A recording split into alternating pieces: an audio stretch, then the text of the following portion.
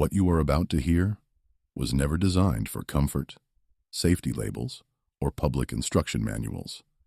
And that is exactly why it survived while so many modern systems failed. Sanchin breathing is not a wellness technique, not meditation, and not a relaxation exercise. It is a controlled internal pressure weapon, embedded inside old martial systems because it was too dangerous to teach openly and too powerful to dilute. You were never supposed to discover it through fitness culture or physical therapy. I know this sounds extreme, but stay with me, because if your tendons and ligaments feel fragile, inflamed, or chronically tight despite training harder every year, that is not weakness. It is evidence that you have been trained incorrectly at the deepest biological level. Modern science built stronger muscles and weaker connective tissue, and no one warned you. I'm telling you now. Muscles are easy to grow. Tendons are not. Ligaments adapt slowly, silently, and only under very specific internal conditions that most people never create. Sanchin breathing was designed to create those conditions on demand. It compresses the body from the inside, using breath as a hydraulic force, turning your torso into a pressure chamber that signals your connective tissue to reinforce itself. This is not philosophy. This is biopressure. And yes, it was hidden, because done wrong, it overloads the system instead of rebuilding it. You have probably been told to breathe, to relax, to soften, to let go. That advice makes sense for stress, but it is catastrophic if your goal is structural integrity. Tendons do not respond to softness. They respond to controlled threat. Sanchin breathing delivers that threat without external impact, without weights, without tearing fibers, by convincing your nervous system that your skeleton must become more resilient or fail. This is why old masters guarded it, why it was transmitted orally, why it was wrapped in ritual instead of explanation. They did not have MRI machines or collagen assays, but they understood pressure, tension, and survival. I stand here as the connector between that ancient knowing and what modern labs now confirm. Internal pressure changes gene expression in connective tissue cells. You are not weak. You are under-pressurized. And once you understand that, everything about how you train, move, and age begins to change. Look honestly at your body and tell me this does not feel familiar. Your muscles respond quickly. Your strength numbers go up, yet your joints complain. Your knees feel unstable. Your elbows ache. Your lower back tightens as if it does not trust the force you generate. This is the hidden crisis no one talks about, because it does not show up on the mirror or the scale. Tendons and ligaments are the silent governors of your power. And right now, for most people, they are underdeveloped, undersignaled, and biologically ignored. You stretch them, you warm them up, you ice them when they scream, but none of that tells them to grow stronger. Traditional strength training loads muscles first and connective tissue second, assuming adaptation will follow automatically. It does not. Stretching makes tissue compliant, not resilient. Mobility drills increase range, not load tolerance. Even rehabilitation protocols often focus on pain reduction, not structural reinforcement. This is why injuries repeat, why aging feels inevitable, why people say their bodies are wearing out, when in reality, their internal signaling system has gone quiet. Your ligaments do not know they are supposed to be stronger, because nothing in your daily training convincingly threatens their failure threshold. Sanchin breathing exists precisely because external load alone is a blunt instrument. Ancient systems noticed something modern biomechanics ignored for decades. The body responds more deeply to internal pressure than to external force. When pressure rises inside the torso, the nervous system treats it as a survival event. Stabilizers fire, fascia tightens, tendons receive a message that cannot be ignored. Without this message, you can lift more, run faster, and still feel brittle. That brittleness is not age. It is neglect. I want you to understand the stake clearly. If you do nothing, your muscles will continue to outpace your connective tissue, and the gap between them is where injuries live. Sanchin breathing is not an enhancement. It is a correction. It restores a biological conversation that has been interrupted by modern training habits. Ignore it, and your body will eventually force you to stop. Use it correctly, and you change the trajectory entirely. Now we cross the line where ancient intuition and modern science finally agree. And this is where Sanchin breathing stops sounding mystical and starts sounding dangerous in a very precise way. Inside your body, strength is not decided by muscles alone, but by how force travels through connective tissue, fascia, and joints. And that transmission is governed by pressure. When you perform Sanchin breathing correctly, you deliberately increase intra-abdominal and intrathoracic pressure while maintaining rigid alignment. This turns your torso into a sealed pressure vessel. Cells do not interpret this as calm. They interpret it as load. Tendon cells, ligament fibroblasts, and fascial networks respond through a process modern labs call mechanotransduction, the conversion of mechanical stress into biochemical signals. Under pressure, these cells activate pathways that upregulate collagen synthesis, increase cross-link density, and reorganize fiber alignment along stress lines. In simple terms, pressure tells your connective tissue to armor itself. At the same time, the nervous system becomes fully involved. The vagus nerve, often marketed as a relaxation switch, also acts as a pressure sensor. Sustained, controlled compression, paired with slow, forceful breathing, alters autonomic balance, increasing neural drive to stabilizing muscles, while sharpening proprioceptive awareness. Your brain begins to map your joints as load-bearing structures again, not fragile hinges to be protected. Think of it like this. Lifting weights is like hanging weight on a rope.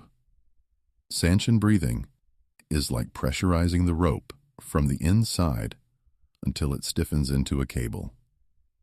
This is why casual breathing does nothing and why sloppy execution fails. The pressure must be continuous, intentional, and threatening enough to demand adaptation without triggering panic or collapse. Ancient practitioners framed this as forging the body from within. Modern science would say you are creating a high-tension, low-movement environment that maximizes connective tissue signaling while minimizing damage. Different language, same truth. This is not about oxygen. It is about pressure, signal, and survival. Once you understand that, you realize why this method was never meant for everyone, and why those who practiced it moved differently, aged differently, and broke far less often than those who simply trained harder. The protocol itself is deceptively simple, which is why most people get it wrong and why its real effects remain hidden in plain sight. You begin standing, feet rooted into the ground, as if you are compressing the floor beneath you. Knees slightly bent, but locked in intent, not relaxed. Your spine is vertical, crown lifted, pelvis neutral. No collapsing, no arching, because alignment determines where pressure goes. Your hands are lightly clenched, arms engaged just enough to create continuity through the shoulders, not tension for its own sake. Now the breath begins. You inhale slowly through the nose, not to expand the chest outward, but to fill the lower torso, allowing the diaphragm to descend while the abdominal wall resists expansion. This resistance is critical. You are not letting the belly go soft. You are containing the breath. As you exhale, you do not collapse. You exhale against that same resistance, narrowing the throat slightly to slow the airflow, creating sustained internal pressure. Every exhale feels like you are compressing your organs inward and upward, as if wringing strength out of the center of your body. The breath is steady, forceful, and controlled, never rushed.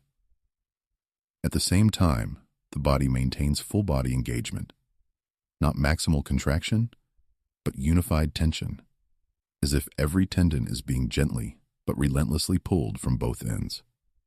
Your attention stays inside the torso, monitoring pressure, alignment, and stability. If your shoulders rise, you have failed. If your face tightens, you have lost control.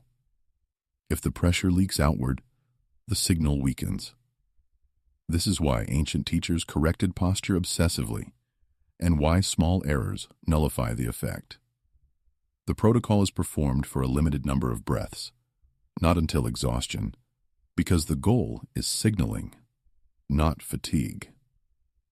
Done correctly, the body feels dense, heavy, and internally braced, as if the skeleton has been reinforced from within. Done carelessly, it becomes empty strain. Precision is the difference between adaptation and wasted effort. The transformation does not announce itself with fireworks, and that is how you know it is real. Within the first few sessions, most people notice something subtle but unmistakable. A sense of internal solidity, as if their joints are no longer floating independently, but connected through a single structural line. This is the nervous system, recalibrating under pressure. Within days, posture begins to change without conscious correction. You stand differently because your body trusts itself differently.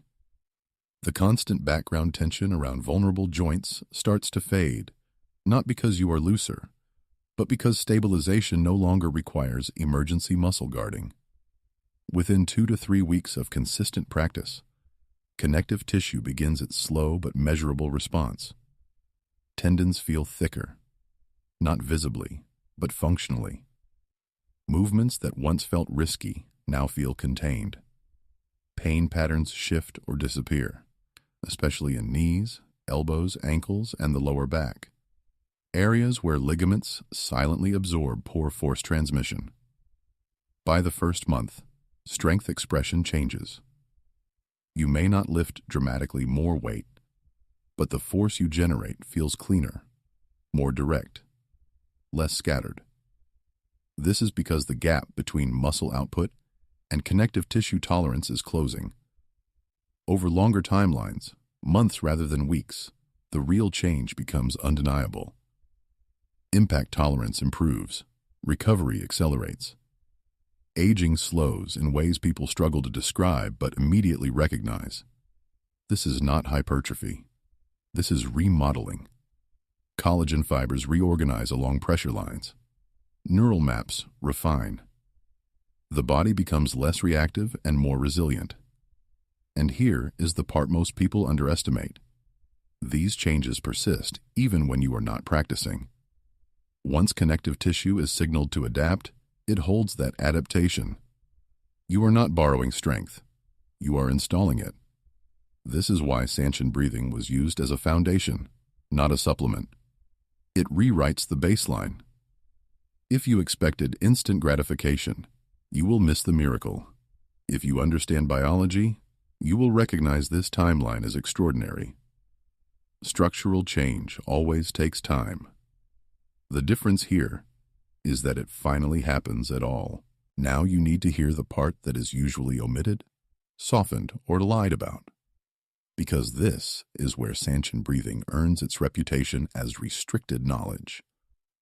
This method is not safe in the way stretching is safe, and it is not forgiving in the way casual breathing exercises are forgiving.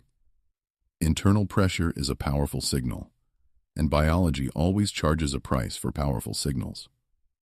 If you practice this recklessly, chasing intensity instead of precision, you do not accelerate adaptation, you overwhelm the system. Too much pressure, too soon, and stabilizers lock instead of coordinate. Blood pressure spikes instead of stabilizes. Old injuries surface because the body is forced to reveal weak links it has been compensating for.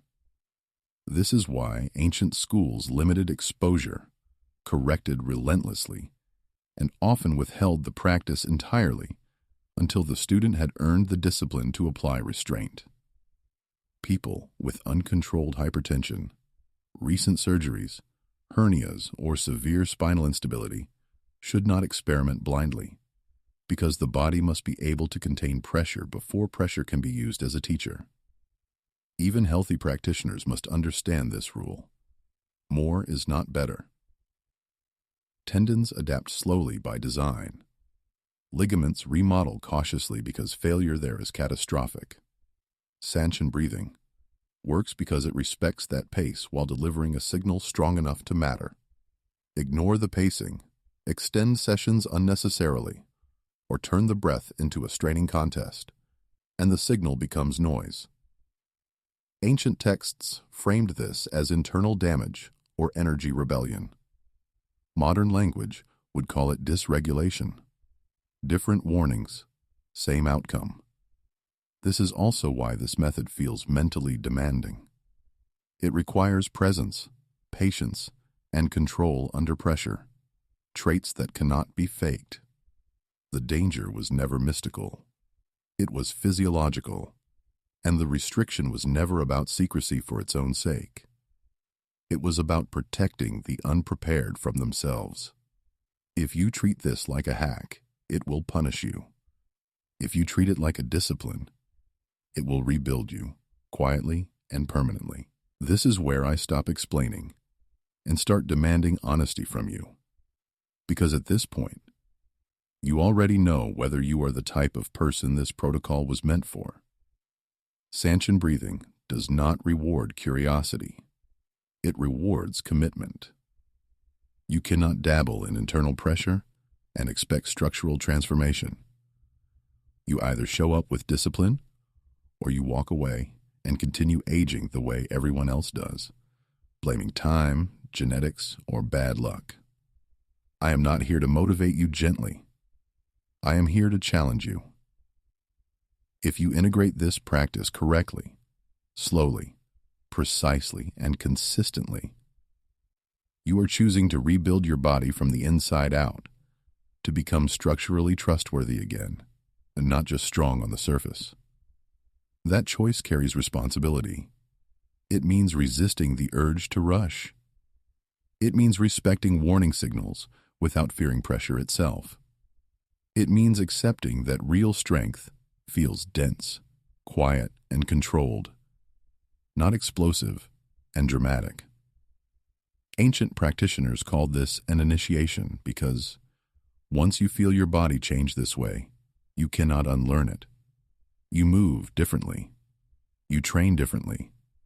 You tolerate less nonsense from methods that ignore connective tissue and overpromise quick results. So here is the challenge. Commit to the protocol as it was designed, not as you wish it to be. Practice with restraint. Measure progress in stability, not excitement. Let pressure teach your body what it has forgotten how to do. If you do, months from now, you will realize something unsettling and empowering at the same time. Your joints no longer feel like liabilities. Your tendons no longer feel fragile. And your body no longer negotiates with force. It contains it. That is not wellness. That is structural authority. And once you have it, you will understand exactly why this was never meant for everyone.